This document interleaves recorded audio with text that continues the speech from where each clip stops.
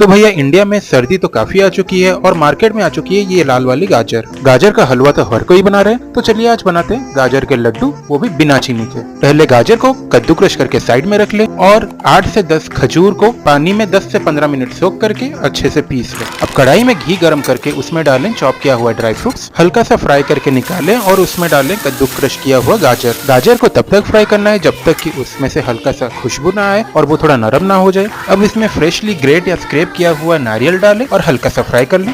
अब इसमें आप डालें खजूर का पेस्ट और अच्छे से मिला लें। फिर इसमें मिलाएं आधा कप फुल फैट मिल्क। अगर उसमें मलाई है तो मलाई भी डाल दें। अगर आपके पास दूध नहीं है तो आप मिल्क पाउडर का भी यूज कर सकते हैं। अब बस ऊपर से ड्राई फ्रूट्स और छोटी इलायची का पाउडर डालें। जब आपका मिक्सचर सूख जाए तो गैस को बंद कर दें और फिर रूम टेम्परेचर में आने के बाद उसके लड्डू बना के थोड़ा ठंडा होने के लिए रख दें और ऊपर से कटी हुई काजू के साथ गार्निश करें और अपनी फैमिली के साथ ये हेल्दी लड्डू जरूर ट्राई करें। Please like and subscribe.